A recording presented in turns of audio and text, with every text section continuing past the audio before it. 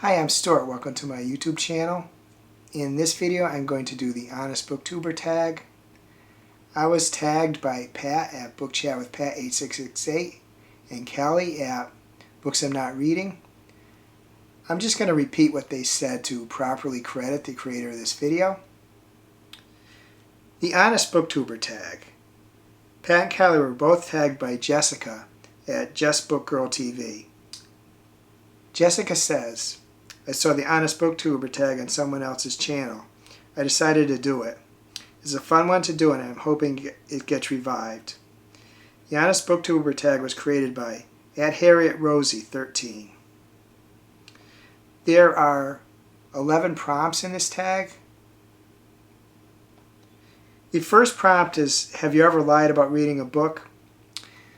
I don't think so. I don't ever recall lying about reading a book. I don't have guilty pleasures, so I wouldn't say I didn't read a book I did. And I also don't think I'd ever say that I read a book I didn't. So I can't think of any instance where I did lie, or really any instance where I would lie. The second prompt is, have you ever avoided a book because of controversy around the content author? As far as fiction books, I don't ever recall doing this. I've been watching booktuber videos for a little over 3 years, and because of this, I've become aware of some authors that have problematic behavior or books that have problematic content. I haven't, to this point, not read a book for those reasons. There may be, though, sometime that I will. It's never come down to me having to make a decision like that, where I sat back and thought, do I read this or not, so far anyway. As far as nonfiction books, I wouldn't buy a book by or about a person whose actions or views I strongly disagree with. I'm mainly talking about politicians here. And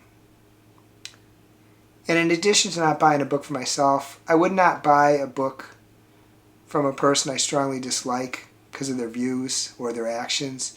Even for a friend or relative, even if they really like the person, I just wouldn't do it. I don't want to support a person like that in any way. And I would say that I don't avoid banned books. I don't particularly seek them out, but in the course of my normal reading, I do read some books that I discover they're banned. I kind of have an idea to what the types of books that are banned. So I don't really check what the books I read are, but some of them I know they would be the types that people would ban. The third prompt is, have you ever been sent a book for free and not disclosed it? No, I think I would need way more views than I currently get for someone to send me a book if they wanted a review of it. If it ever does happen, I would expect that I would disclose it. The only reason I wouldn't is if there was an oversight on my part. I really go out of my way to credit people, and I would hope I would do the same thing. The fourth prompt is, have you ever bought a book with no intention of reading it? No, I never bought a book to look scholarly, maybe when I was walking around and carrying the book, or put a book on my coffee table so people would see it when they came over to my house and I hope they think I'm smart. One book that supposedly a lot of people did buy and that it sat around on the coffee table of many is A Brief History of Time by Stephen Hawking. And although a lot of that book went over my head, I did read it.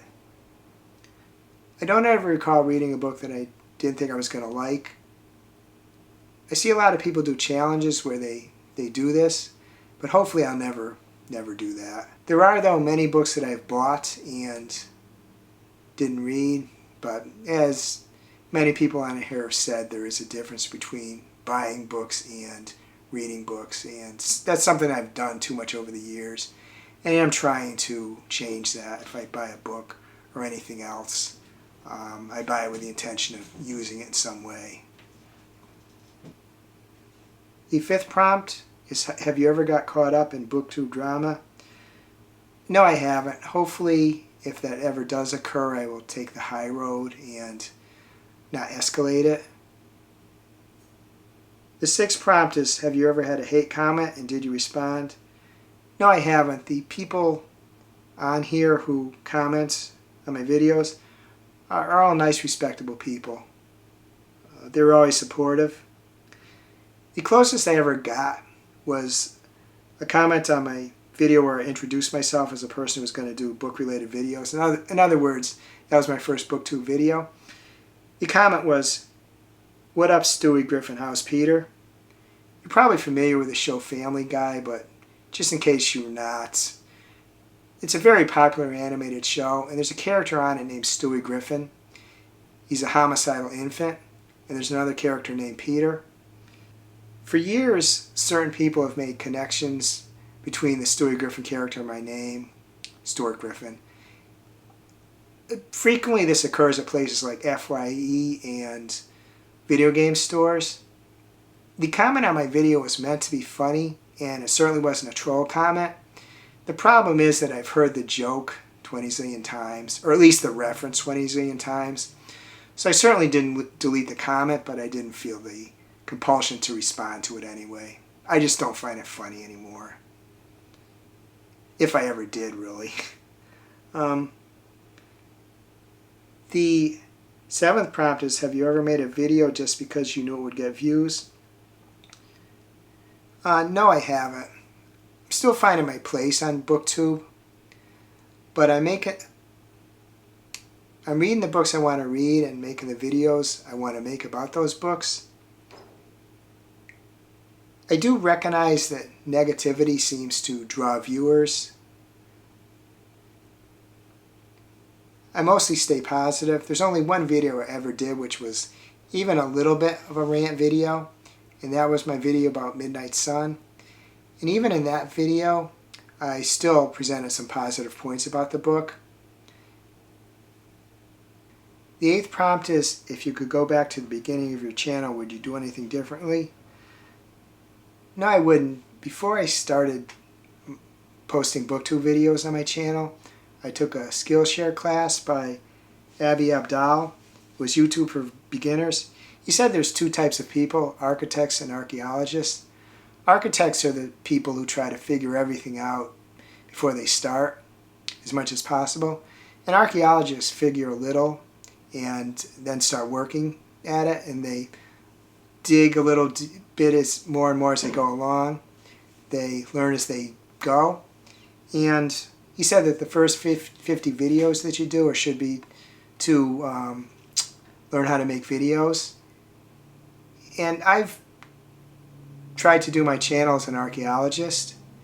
In most aspects of my life, I'm an architect. I try to figure out things as much as I can before I start doing stuff. But as I said, on my YouTube channel, I'm trying to be an archaeologist. Learning as I go, and I wouldn't change anything. As I said in an answer to one of the previous prompts, I've been following booktubers for a little over 3 years. One thing I would change, and this is well before I started doing BookTube videos, before it was even a thought, but I would comment on people's videos, not with any intention of them following my channel if I started doing BookTube videos, because, as I said, again, that wasn't a thought when I started following booktubers. More because that's a way to generate conversation. And one of the biggest reasons I started doing the BookTube videos is to generate conversations. Not even thinking that you can generate conversations by commenting on other people's videos. I was a person who liked videos a lot, but I seldom commented. I think the only other booktuber where we got to know one another before I actually started posting videos myself was Nix at Nix Reads. I did comment on the videos of Fred at Read by Fred, so it's possible he got to know me, but the timing of that is a little hazy for me. I really think Nix is the only one.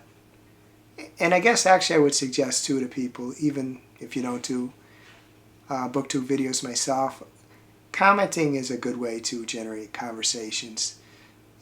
Some people are not going to reply to you, and that's just how it goes.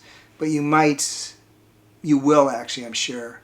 Some of them will comment back to you, and you will develop relationships. In some cases, the comments are just kind of just polite replies, and that's fine. But in others, it's going to go deeper. The 9th prompt is, are there any channels you wish could be more like? Actually, I really admire how Pat and Justin at Triumphal Reads do their videos. They're able to do their videos pretty much, if not all, without editing. It appears they do them mostly in one take. Their videos come out really well. They're very informative. They do a great job. I don't ever see myself reaching the point where I'm not going to need editing. I am getting better at doing the raw footage for the videos, but there's still flubs I see when I go through them, and the only way I could do videos without editing is just if I accepted the flubs, and I just see too many of the flubs. But I really admire Pat and Justin who are able to do that and make great videos at the same time. And actually, they're both really prolific too. They're able to put out lots of videos. The 10th prompt is, what's something you love about your channel? What I love is I've been myself. I've read the books that I want to read, and I have posted the videos that I want to post about those books. I haven't read any books beyond what I would normally read. I don't try to think up things that, okay, this book is something that maybe I'm going to get views, or as I said above, post negative content, because admittedly, most of us probably see that. The negative content does sell. That's just how it is. In booktube, and I guess in life in general. So that's what I'm most proud about. I'm just doing things the way I want to do them, and putting up videos that are as good as I can make them at this time. They represent me. The 11th prompt is, tag some people. I tag anyone who's watching this. I know that's what I usually do. I don't tag people specifically. So if you're watching this and you would like to do this tag, please do so, whether in a video or if you'd like to answer one or more of the prompts in my comments, please do that. I always enjoy reading those comments, seeing what your answers to prompts are. If you like this video, please give it a like. Please subscribe. Please hit the bell to get notified when I upload future videos. I hope you're having a wonderful reading week, and I hope you're having a wonderful week in general.